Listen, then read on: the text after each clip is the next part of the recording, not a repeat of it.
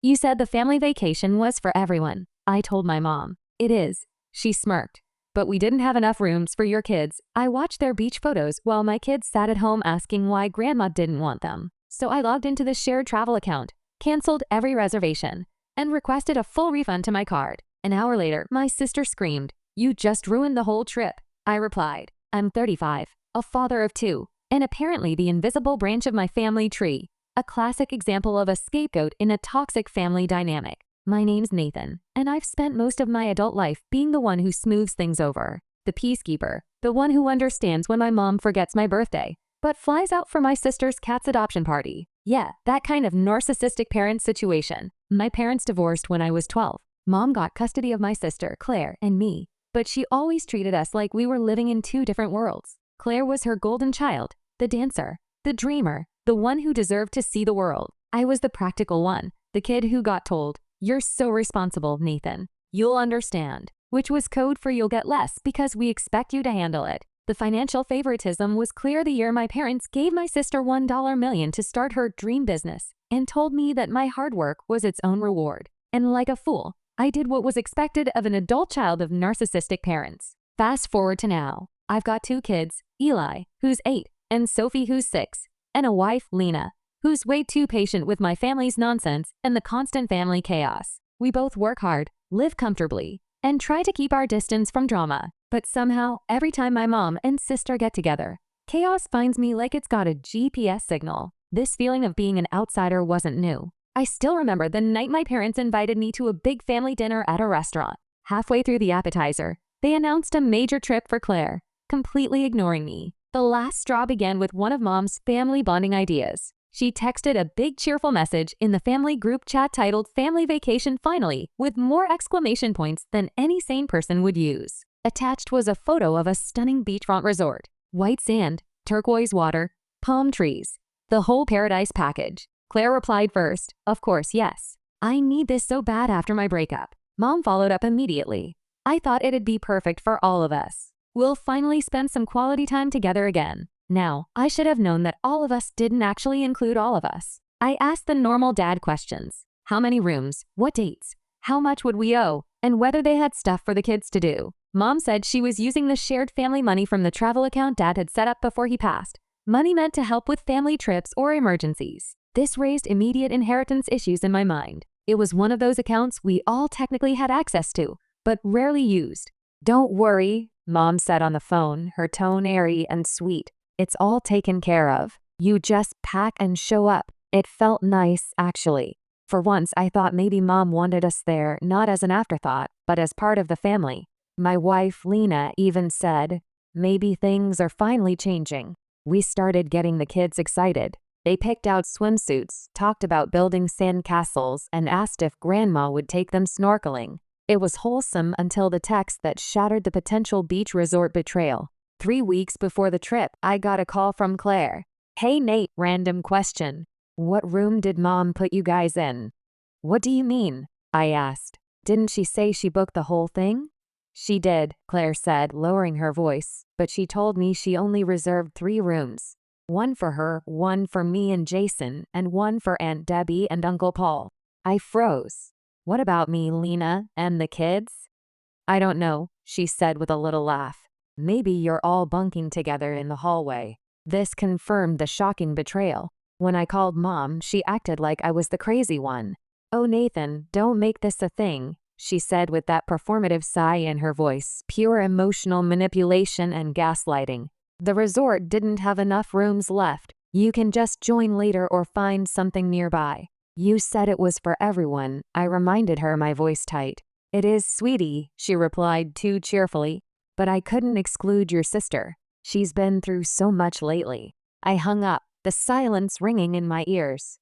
I knew then that this family vacation nightmare was another piece of the puzzle that confirmed the truth. I wouldn't have been surprised if I suddenly found out that my cousin accidentally sent me a voice note of my family laughing about me having to scramble for a hotel room at the last minute. This constant family gossip and Ida-style story drama was exhausting. You understand, right? Right. The toxic parental favoritism was on full display. My sister's bad breakup somehow justified the shocking family betrayal that meant my kids couldn't even get a bed. Lena overheard half the call and looked at me wide-eyed. Wait, so they're going without us? Mom tried to smooth it over. Why don't you come for the second half of the trip? Or maybe next year we'll plan something bigger. The next day, photos started appearing in the group chat. My mom, my sister, her boyfriend, and my aunt and uncle. Cocktails in hand. Beach smiles. Captions like, "Finally, family time." My kids saw one over my shoulder at breakfast. Sophie frowned. "Daddy, where's Grandma? Is she already at the beach?" I tried to play it off. "Yeah, honey, she just went early." "Why didn't she take us?" That question hit harder than I expected. I didn't have an answer that wouldn't sound cruel. By day 3, it wasn't just beach selfies. They were tagging restaurants, posting stories about jet skiing and dinner under the stars. Claire gushing, "Best family vacation ever." 2 hearts.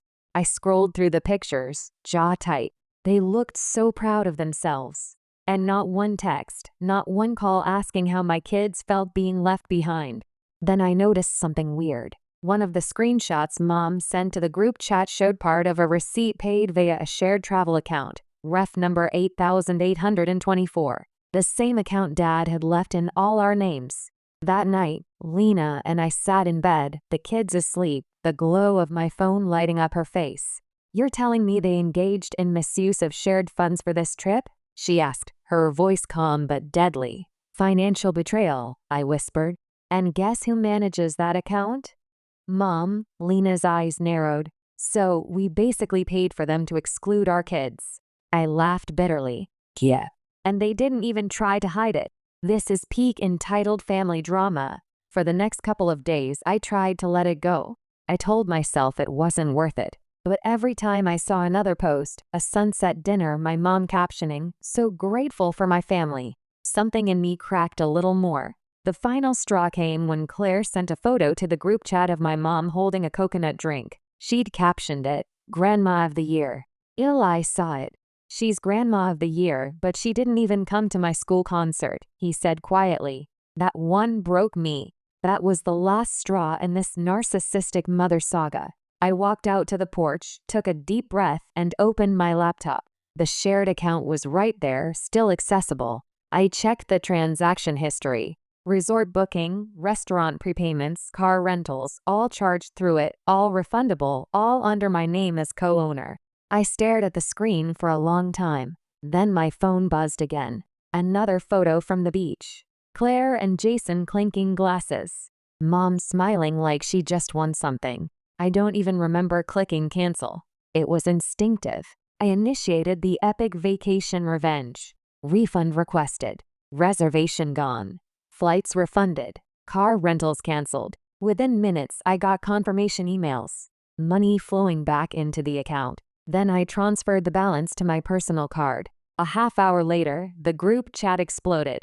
"What did you do?" Claire wrote first. "Mom's crying. They're saying the hotel won't let them check in." Then Mom called twice, then 3 times.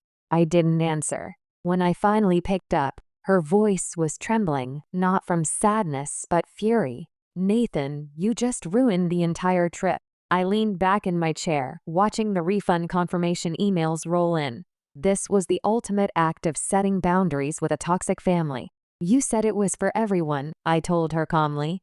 "It was," she yelled. "But you didn't have enough rooms for my kids," I interrupted. "Guess you don't have enough rooms for anything now." There was a pause on the line. Then she whispered, "You wouldn't." I smiled, even though she couldn't see it. "Already did." And before she could respond, I hung up. That was the moment everything changed. But I hadn't realized just how deep the fallout would go. Because an hour later, my sister called, screaming through the phone, her voice echoing with the chaos of their ruined luxury vacation. "Nathan, you just ruined the whole trip," she shrieked. "Ruined it," I repeated, leaning back in my chair. "No, Claire. I think I just made it fair." Her voice cracked through the speaker, raw and furious. "You can't just cancel something everyone's counting on. We've been planning this for months." Mom's devastated. I rubbed my forehead, trying to stay calm. "You mean the trip you all planned without us? The one where you didn't even book a room for my family? That one?" "That's not the point," she snapped. Mom didn't mean to exclude you. She thought it'd be too chaotic with your kids there. You know how they are. Always running around touching everything. Claire, I interrupted, my voice dropping. They're 6 and 8, not feral animals. She scoffed. You're overreacting. Mom just wanted a relaxing trip for once. The classic gaslighting parents line. So my kids could watch their grandma post beach photos while pretending we're part of the family, I said flatly, pointing out the emotional manipulation. There was a long silence before she muttered, "You've always had a way of making things about you." And there it was, the sentence I'd heard my whole life, the reason for the scapegoat syndrome. When Claire hung up, I just sat there staring at my phone.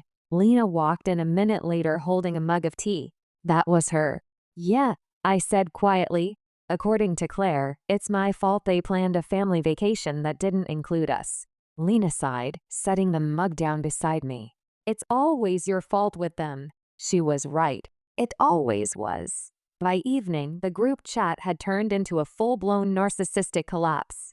Mom was sending paragraphs, long guilt-laden paragraphs about betrayal and how could you do this to your own family. The messages came in rapid succession, a relentless digital fusillade of martyrdom and manufactured distress. She used excessive ellipses and capital letters, crafting a narrative of profound suffering that was utterly unearned. It was the familiar, dramatic theater of the absurd, played out for an audience of 3. My aunt chimed in with passive-aggressive emojis, the one with the single, glistening tear, the prayer hands, the broken heart, never actual words, just little digital signposts pointing to my perceived moral failure.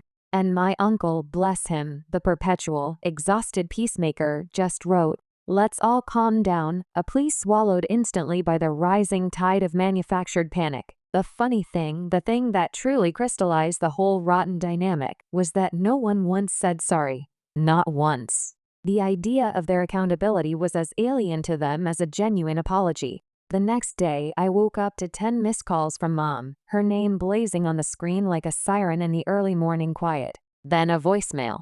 I hesitated, holding the phone, the familiar knot tightening in my stomach. I knew what lay on the other side of that button, a carefully calibrated emotional performance. But I listened anyway. "Nathan," she began, her voice trembling dramatically, a practiced, theatrical sigh preceding her words. "I just don't understand why you do something so cruel. We were finally having a nice time, and now everyone's blaming me. You've humiliated your sister in front of Jason's family. I hope you're happy." I wasn't. I wasn't happy at all. I was angry, tired, and mostly disappointed because even after all that, after the years of neglect, the casual cruelty, and the recent financial unfairness, she still found a way to make herself the covert narcissistic victim. The audacity of it, the seamless transition from aggressor to wounded party, was so predictable it made me laugh bitterly. "A rough year?" I muttered to myself, shaking my head. The sheer hypocrisy of her appeal was staggering. Claire had just bought a brand new SUV 2 months ago, financed by the same sense of entitlement that fueled the current crisis. My mom had gone on a 2-week Caribbean cruise in April, complete with premium beverage packages and shore excursions. Meanwhile, Lena and I were juggling the rising cost of groceries, putting off fixing the dented refrigerator, and meticulously saving every spare dollar for the kids' much-anticipated school trip, the very trip the family fund was supposedly for. Still, a part of me felt bad. Not guilty, I was absolutely sure of my actions, but heavy. It was the weight of familial expectation, the conditioning that demanded I maintain the peace, even if it meant sacrificing my own well-being and fairness. I didn't want to be the villain. I just wanted equity, a simple, non-dramatic adherence to the principles my father had established. Later that afternoon, Lena's phone buzzed. She was sitting opposite me, nursing a coffee, and the sudden ping of the notification was sharp in the quiet room. She picked it up, her expression shifting from calm to a familiar, weary knowing. It was a message from my mom. She showed it to me without saying a word. "Lena, I know you're reasonable. Can you please talk some sense into Nathan? He's always been emotional when it comes to family matters. We just wanted some peace." I clenched my jaw, watching Lena read it. Typical of a narcissistic flying monkey trying to manipulate the wife. The message sought to undermine my judgment by labeling me emotional, a classic dismissal of any reasonable complaint. Then the second message in the thread appeared. Please convince him to send the money back so we can finish the vacation. I stared at it, jaw tightening further. She's trying to go around me now, bypassing the direct, adult conversation she refuses to have. Lena raised a single, eloquent eyebrow. Oh, she's been doing that for years, hasn't she? She wasn't wrong. My mom had a long, insidious history of family triangulation. If she didn't like what one person said, she'd immediately go to a different, presumably more malleable, ally to achieve her goal. When I was a kid, she'd constantly triangulate between Claire and me, using one to control the other. Claire is so much tidier, Nathan, why can't you be more like her? Or Nathan, why can't you be more appreciative of the things I do for you like your sister? I didn't realize how deeply twisted and damaging that was, the constant need to establish a hierarchy of favor until I reached adulthood and started seeing a therapist. Over the next few days, the calls and messages didn't stop. They escalated, moving beyond passive aggression into outright accusation and manufactured crisis. Claire's message was a venomous blend of vanity and projection. You've turned everyone against us. Do you even care that Mom's crying? Jason's parents think we're broke now. You made us look ridiculous. Her main concern wasn't family well-being, but the maintenance of her carefully constructed facade for her new in-laws. The money I had reclaimed, which was a fraction of what was owed to us and, more importantly, to the kids, had apparently caused irreparable social damage to her reputation.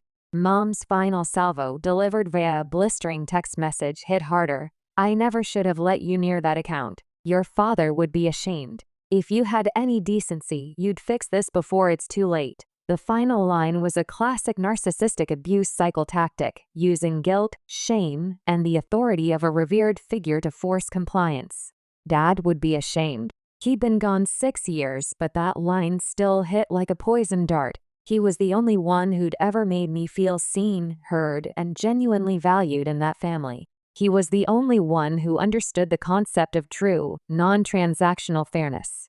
When he died, Mom, with her practiced air of mournful competence, took control of the finances and the so-called family fund. She promised to use it fairly for collective family trips, emergencies, and shared expenses, like the kids' education and activities. I had trusted her. I had given her the benefit of the doubt, believing that even if her heart was cold, her logic would be sound. That trust, now thoroughly shattered, was the real humiliation. I looked at the text again, then at Lena, who offered a small, resolute smile. This wasn't just about money.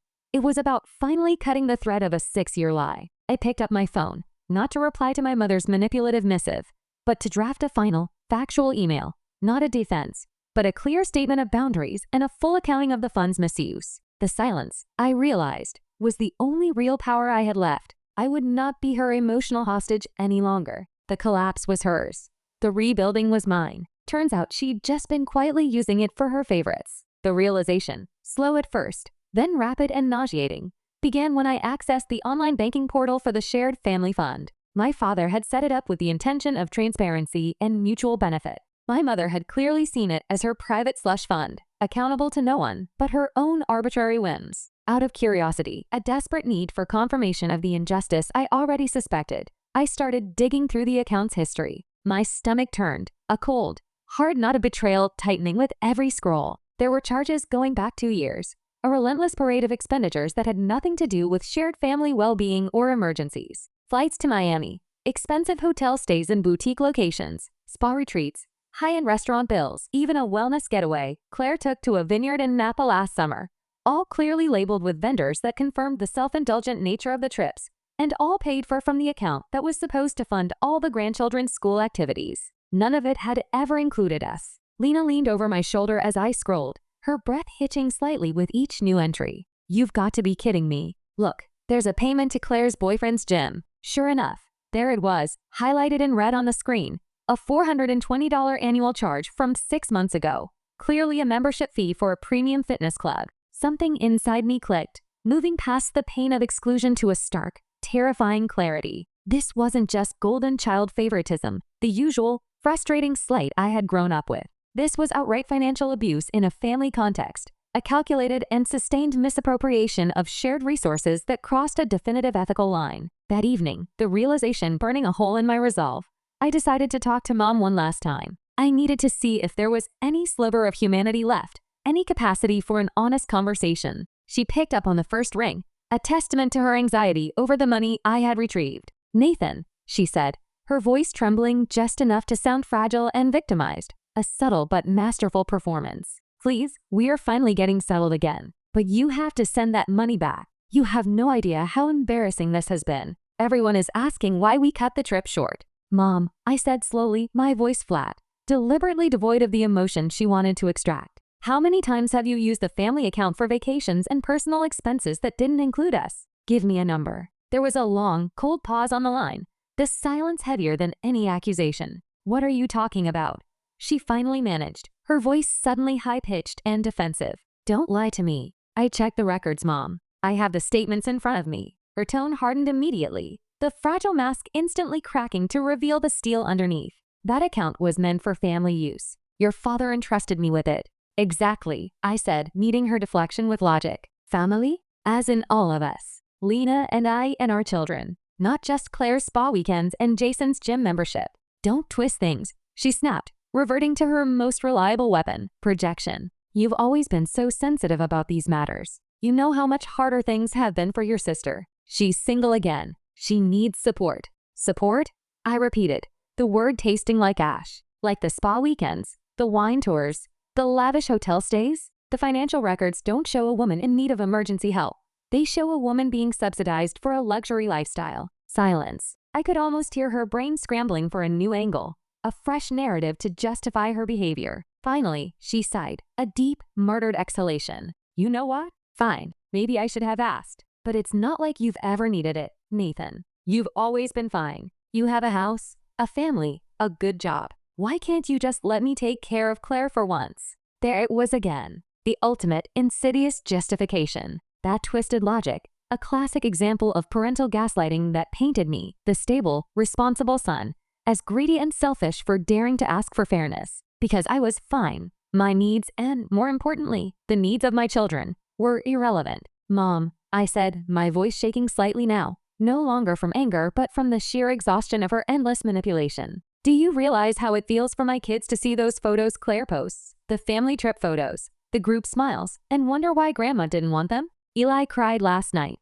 Sophie asked if they did something wrong." The mention of the children seemed to momentarily pierce her armor, if only for effect. "I didn't mean for them to feel that way," she said softly, the theatrical tremor back in her voice. "But you're making this worse. You could have just talked to me before doing something so extreme." "I did talk to you," I reminded her, the memory sharp. 3 months ago, when I asked about using some of the funds for Ellie's soccer camp. You told me there wasn't enough room in the budget and that you were saving it for a larger family need." She hesitated, trapped, then muttered the inevitable narcissistic defense.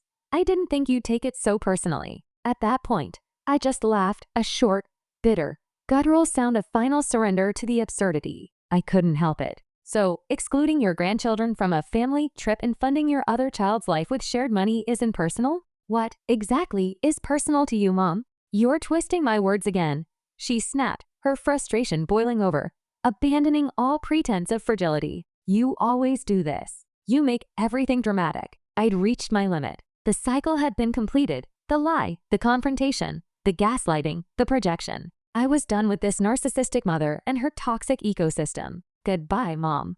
Before she could speak again, before she could launch another dart of guilt or a fresh lie, I ended the call. The silence that followed was immense, not empty, but full of the heavy satisfaction of a definitive, necessary break. That night, Lena found me sitting on the couch, staring blankly at the dark TV screen. The house was quiet, the children asleep. She sat beside me, placing a hand on my knee. "You okay?" she asked quietly. I nodded slowly, leaning my head against the back of the couch. "Yeah, just tired. I think I finally see them for who they are. All of them." The fog of hope and obligation had finally lifted, but things didn't stop there. Over the next few days, the tension spilled beyond the family chat and into the curated world of social media, her domain for public shaming. My aunt posted a vague Facebook status about selfish people who ruin everything good, a classic piece of vague booking. Claire's boyfriend, Jason, commented with a laughing emoji and a cryptic "some people just can't handle a good time." And my mom. She upped the ante,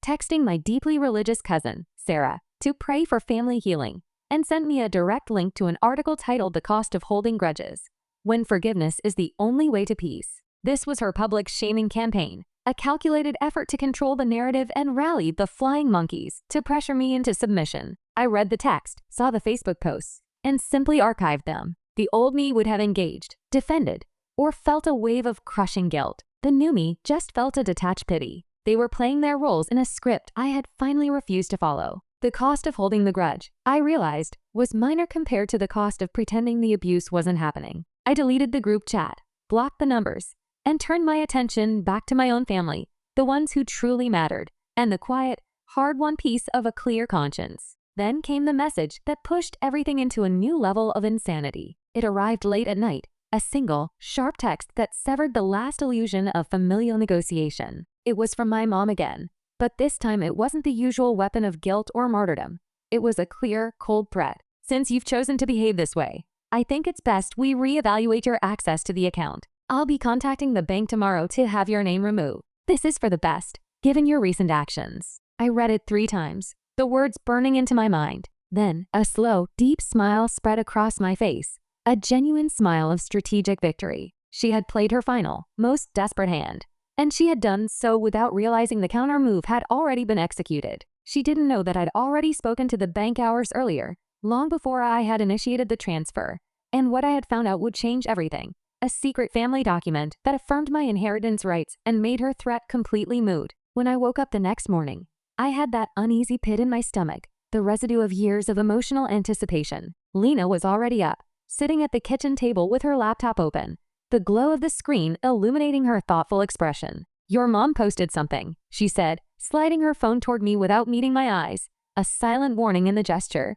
It was a Facebook post, a long, self-pitying essay designed to elicit maximum sympathy and maximum condemnation of the unnamed villain. My mom had always been one of those people who aired her private grievances like they were op-eds, leveraging her online social network as a jury. This one was no different, only more dramatic. The post started with the headline-worthy line, "I never thought I'd have to say this publicly, but sometimes even family can break your heart. We planned a beautiful trip meant to bring everyone closer, and one person's bitterness ruined it for everyone." This was a complete, brazen rewriting of history, taking the money I had retrieved, the money that was rightfully ours and our children's, and spinning it as an act of malicious sabotage, casting me, the excluded, as the sole perpetrator of the group's dissolution.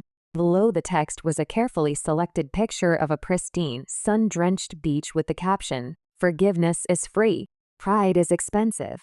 The comments section was already a firestorm of misplaced sympathy. Hundreds of likes, comments from her church friends saying things like, "Stay strong, dear, you don't deserve this kind of cruelty," and praying for your family to find peace. My aunt even chimed in with her usual silent judgment, a praying hands emoji and a red heart. But what really twisted the knife, what felt like a direct, personal assault, was a comment from Claire, the designated golden child. "You did your best, Mom. Some people just can't handle not being the center of attention." Lena looked at me carefully, waiting for my reaction. I just sat there silent, my breakfast forgotten, the cold realization of the social damage settling over me. By lunchtime, the online campaign had translated into real-world interference. I'd gotten 3 texts from family members, cousins, and distant aunts who hadn't spoken to me in months. None of them, I knew, had the full story. They were acting on my mother's carefully curated narrative because my mom and sister were spinning a smear campaign faster than I could possibly catch up. "You don't owe them anything, Nate. You did the right thing for our kids." Lena squeezed my shoulder, her presence a solid anchor in the swirling chaos. "I know," I muttered, my voice rough, "but this is different. She's dragging my name through the mud in front of everyone. She's destroying my reputation." The shame wasn't guilt. It was the mortification of having my private life weaponized. The texts kept coming, a steady, irritating drip of misinformation. My cousin Hannah, always the family gossip and self-appointed investigator, messaged next. "Hey, your mom's really upset. She said you stole money from her account." "Stole?"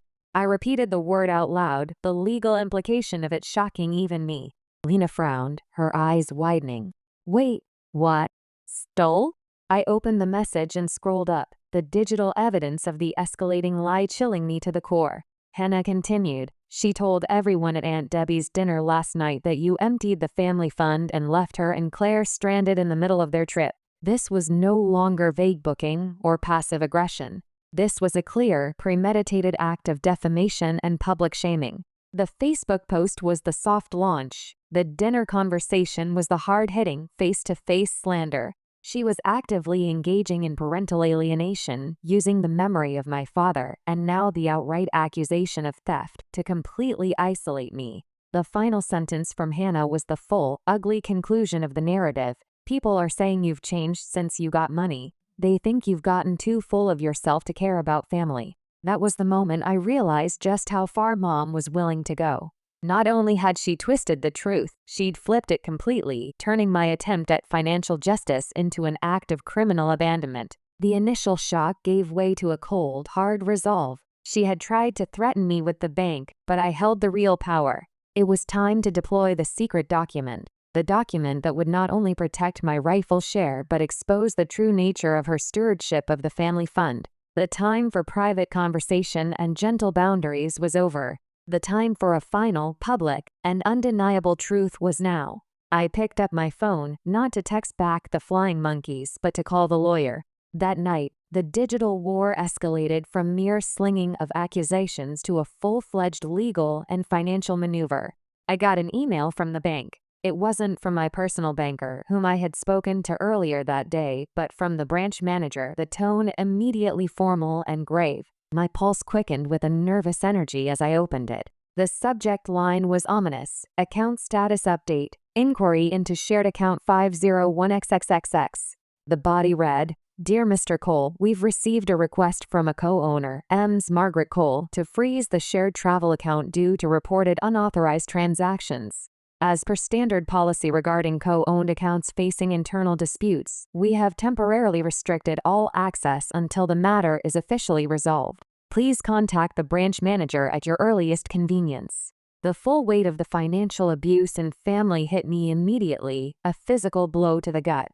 I just stared at the screen, the words blurring. She didn't just threaten to remove me. She filed a family fund fraud claim against me. Lena looked up from the couch, her expression shifting instantly from disbelief over the Facebook drama to cold, hard anger at the escalation. You've got to be kidding me. A freeze? No, I said quietly, the word barely a whisper. She's trying to make it look like I stole from them. She's weaponized the bank. The irony was almost too perfect, too sickeningly on brand for a narcissist. The same woman who'd systematically siphoned off that account for years, funding her favorite child's non-essential luxuries, was now officially accusing me of misconduct, likely couching it to the bank as financial elder abuse, targeting me as the younger, misguided one who had supposedly exploited her. I spent the next morning entirely on the phone with the bank, navigating the labyrinth of corporate procedure and emotional manipulation. The woman on the other end, part of the bank's fraud investigation team, was polite but cautious, her voice layered with professional skepticism. Mr. Cole, we just need to confirm your authorization for the recent transfers, she said, reading from a script. I was a co-owner, I explained, the words clipped and precise. I have every right to make those transactions. You can check the account contract. My name is on it, with full signatory authority. I understand, she said, the click-clack of her keyboard sounding loud in the silence. However, Ms. Cole stated to us that you acted without consensus from the other interested parties, and she has supporting statements from other family members on the account affirming the same. My stomach dropped, a sudden, sickening lurch. The bank wasn't just dealing with me, they were dealing with the family unit as represented by my mother. What other family members? Miss Claire Cole and Mr. Paul Reynolds, she confirmed, listing my sister and my uncle, the most compliant of the flying monkeys, the chief facilitators of my mother's reality distortion field. The same two people actively supporting the gaslighting, manipulation, and smear campaign. The shock wasn't that they were involved, but that they had actively, officially lied to a financial institution to support my mother's fraudulent claim. I hung up the phone, feeling like the air had been sucked out of the room, leaving a vacuum of pure betrayal.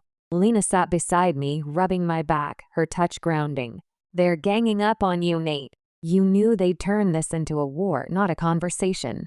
"Yeah," I muttered, the word a defeated sigh. "But I didn't think they'd stoop this low. I didn't think they'd risk bank fraud accusations just to keep a few $1,000s. The money, I realized, was now secondary. This was about power, control, and absolute narrative dominance. "What are you going to do?" she asked, her voice calm and strong. I didn't answer right away. Instead, I pulled out my laptop and started gathering everything. The process was cathartic. Screenshots of my mother's threatening text and the aunt's passive-aggressive emojis, the transaction histories meticulously detailing Claire's spa weekends, the original account contracts, and even the email I had sent to my mom detailing the unfairness months ago. This was my self-defense against a narcissist, cold, hard, documented proof. The ultimate gray rock strategy was to present undeniable facts, not emotions. 2 hours later, after I had compiled a robust file, I got another text from Mom. "You're making things worse for yourself, Nathan. The bank will take this seriously. You should have thought before taking what isn't yours. It's time to admit you were wrong." I stared at the screen, the rage bubbling up. I drafted a sharp, aggressive reply that detailed the true history of the account, Claire's spending, and the defamation. I read it, then deleted it all. It was exactly the emotional reaction she wanted. I set the phone down and returned to my documents. But she wasn't done. That evening, while I was helping Eli with his math homework, my phone buzzed again. It wasn't a text. It was a notification. Someone had tagged me in a Facebook post. My heart sank as soon as I saw the preview, the familiar, smiling face of my younger self next to my mother's. It was a photo of me and Mom from years ago, a classic happy family portrait. I must have been 10, grinning goofily. The post, a perfect example of victim narrative construction, was a masterpiece of manufactured grief written for maximum public consumption. It read, "Sometimes you give everything to your children, you pour your heart and soul into them, and they take it all anyway. I dedicated my life to raising my 2 beautiful children, only to see one of them turn their back on us for greed. I don't know how a mother moves on from this kind of betrayal, and it is a pain I wouldn't wish on anyone. Please pray for us as we navigate this difficult time and try to keep our family together." The comments were already pouring in. The public shaming was now at its peak. I looked at the photo, the smiling, trusting face of my younger self, and then at my own son, Eli, struggling with a fraction problem.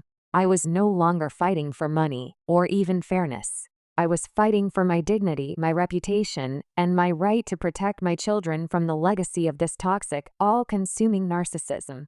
I opened the laptop, not to draft a response, but to finalize the documents for my lawyer. I had to end this, completely and irrevocably. This was a public execution of my character. My mom wasn't just punishing me anymore. She was trying to erase me. I kept thinking about my dad, how he trusted her to manage that account fairly. He'd been meticulous with money, always leaving paper trails. And then it hit me. Dad used to back up everything. The next morning, I dug out an old external hard drive. There it was, a folder labeled Family Finances. Inside, a document labeled Travel Fund Agreement 2017. The file stated, "This account shall be co-owned by Nathan Cole and Margaret Cole. Both parties retain equal rights to deposit and withdraw. No transactions shall be deemed unauthorized by either party." This was the evidence of financial abuse I needed.